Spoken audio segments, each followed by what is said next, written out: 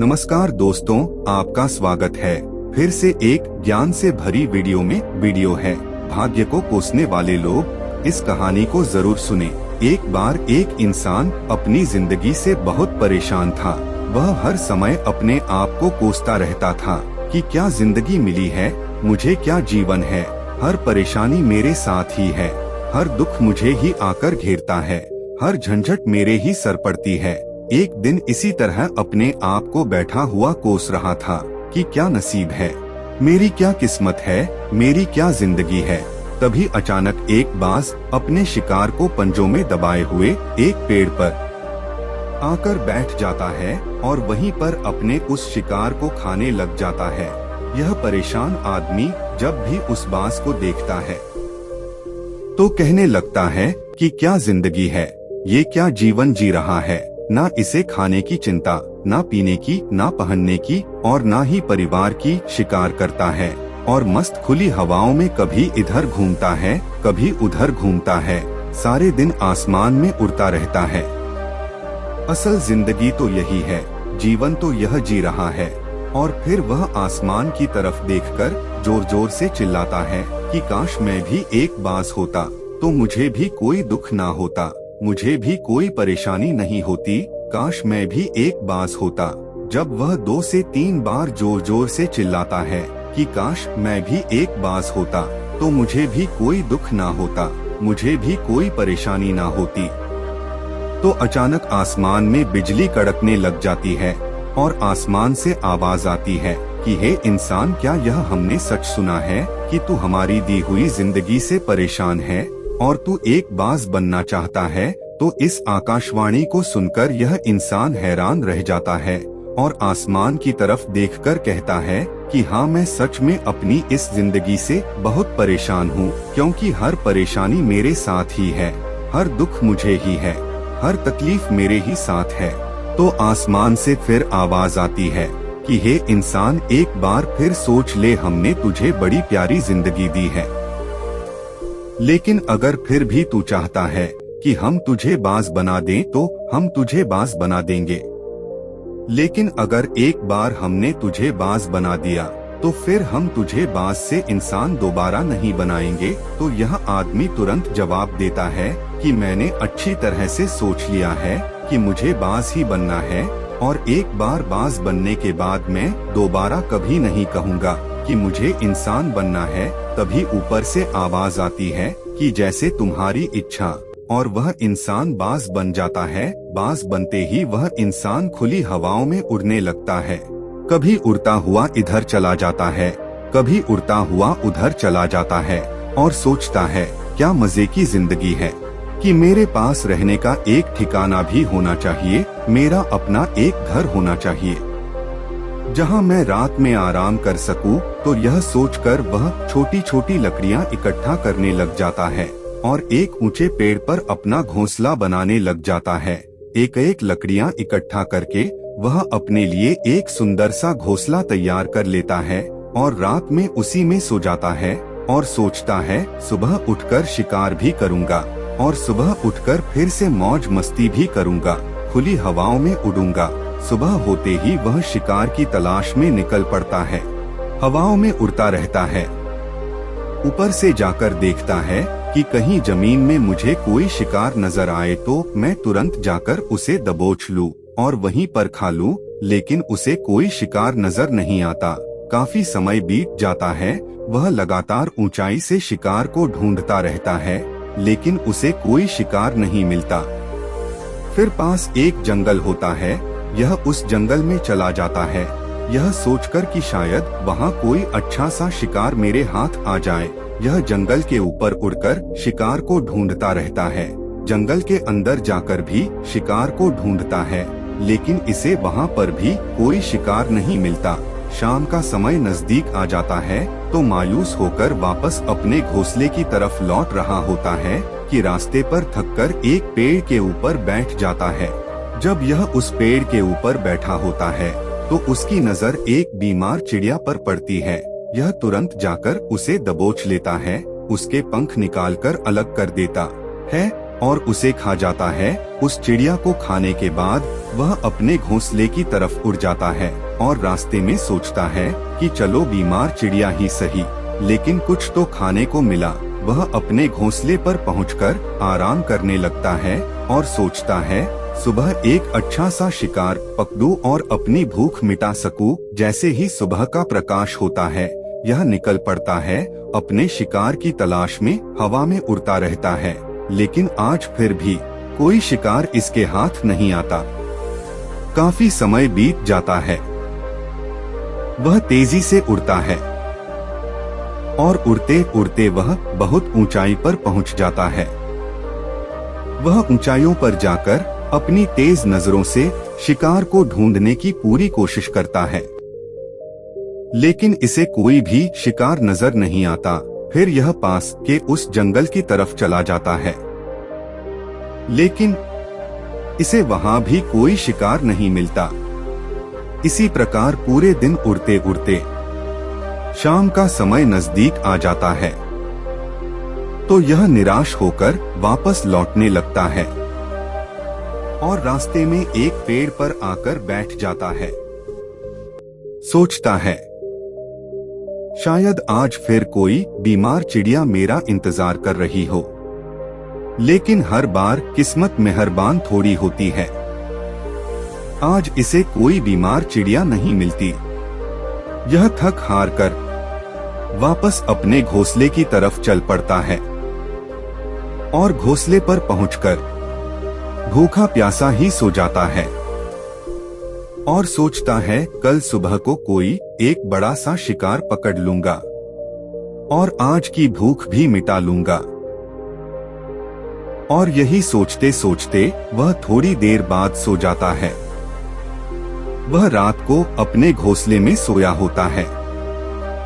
तब वह गहरी नींद में होता है कि तभी एक भयानक तूफान आता है। इस तूफान की हवा इतनी तेज होती है कि इसके घोंसले को उड़ाकर एक दूसरी जगह फेंक है और बांस को कहीं दूर दूसरी जगह फेंकती है। तो यह जहां पर गिरता है वहां नीचे एक नोकदरा नुकीली सूखी लकड़ी पड़ी होती है, जो इसके पंजे में गड़ जाती है और इसे बुरी तरह घायल कर देती है। और तूफान के रुकने के बाद बारिश शुरू हो जाती है। तेज बारिश होती रहती है, पर यह किसी तरह से पेड़ों के नीचे छुपकर बैठा रहता है। बड़ी मुश्किल से इसकी रात कटती है। जब सुबह होती है तो बारिश रुक जाती है। बारिश के रुकते ही चारों तरफ खुशियां छा जाती हैं। चारों तरफ हरियाली छा जाती है। नदियां और झरने तेजी से बहने लगते हैं और सब कुछ फिर पहले के जैसा हो जाता है। लेकिन यह बाज अब पहले के जैसा नहीं रहा। इसका पांव बुरी तरह घायल हो चुका था। इसके पंजे में जो लकड़ी लगी थी, उसकी वजह से इसका पंजा बुरी तरह से छत बिछत हो गया है। और मैं आपको बता दूं कि बाज का जो पंजा होता है वह उसके शिकार को पकड़ने के लिए सबसे जरूरी होता है, क्योंकि बाज अपने पंजों से ही अपने शिकार को पकड़ता है, दबोच होता है और फिर अपनी चोंच के माध्यम से नोच नोच कर खाता है। लेकिन अब इस बाज का पंजा बुरी तरह से घायल हो चुका था और वह पिछले 2 दिनों से भूखा भी था। यह शिकार की खोज में थोड़ा सा उड़ता है कि शायद फिर कहीं कोई बीमार चिड़िया इसे मिल जाए, लेकिन कहां बार बार कोई बीमार चिड़िया मिलने वाली थी। वह कुछ देर तक उड़ता है, लेकिन फिर भूख और दर्द के मारे थक कर एक पेड़ पर आकर बैठ जाता है। वह पेड़ पर आकर बैठ तो जाता है, लेकिन उसे पता नहीं था कि यहाँ एक और मुसीबत थी। जो उसका इंतजार कर रही थी। और वह मुसीबत यह थी कि 8-10 कौओं का एक झुंड मिलकर इसे परेशान करने लग जाते हैं। इसके ऊपर आकर इसके घाव में चोट मारने लग जाते हैं। उन्हें भी पता चल जाता है कि यह बाज घायल है और भूख की वजह से कमजोर भी है। यह बाज उनसे बचने के लिए थोड़ा सा उड़ता है और फिर जाकर बैठ जाता है। उनसे पीछा छुड़ाने का प्रयास करता है, लेकिन वह कौवे फिर इसके पीछे आ जाते हैं। तो यह फिर उड़कर थोड़ी दूर चला जाता है, लेकिन वह इसका पीछा नहीं छोड़ते और बार बार इसके पास आकर इसे परेशान करते हैं। कौवे अक्सर बाज के साथ ऐसा करते हैं, लेकिन फिर बाज भी उनके साथ एक खेल खेलता है। जब कौओं का झुंड बाज को परेशान करता है और उनका पीछा नहीं छोड़ता तो बाज हवा में सीधी उड़ान भरने लग जाता है। वह तेजी से सीधा ऊपर की ओर उड़ने लग जाता है। कौवे भी उसके पीछे उड़ते हैं, लेकिन कुछ देर तक उड़ने के बाद कौवे ऐसी ऊंचाई पर पहुंच जाते हैं जहां पर उन्हें ठीक से ऑक्सीजन मिलनी बंद हो जाती है। उनका दम घुटने लग जाता है, उनकी सांस रुकने लग जाती है। तो फिर वह वहां से ऊपर नहीं जा पाते, पर क्योंकि बाज तो बादलों से भी ऊपर उड़ सकता है, इसीलिए वह तो ऊपर चला जाता है, लेकिन कौवे वहां से ऊपर नहीं जा पाते और वो नीचे आने लगते हैं। तो इस तरीके से बाज उनसे अपना पीछा छुड़ा लेता है। लेकिन ऐसा करने के लिए, इतनी ऊंची उड़ान भरने के लिए इस बाज के पास उतनी ताकत नहीं थी, क्योंकि यह भूखा भी था और घायल भी था। तो यह उड़ता और थोड़ी सी दूर जाकर बैठ जाता और कौवे फिर आकर इसे परेशान करने लग जाते। इसी तरह भूख और घायल हालत में एक दिन गुजर जाता है, दूसरा दिन गुजर जाता है, तीसरा दिन भी गुजर जाता है। लेकिन अब इस बाज की हालत में कोई सुधार नहीं हो रहा था। उसकी हालत बद से बदतर होती जा रही थी। चौथे दिन जब यह बिल्कुल खत्म होने पर आ जाता है, इसके अंदर बिल्कुल ताकत नहीं बचती और इसका शरीर इसका साथ छोड़ने लगता है।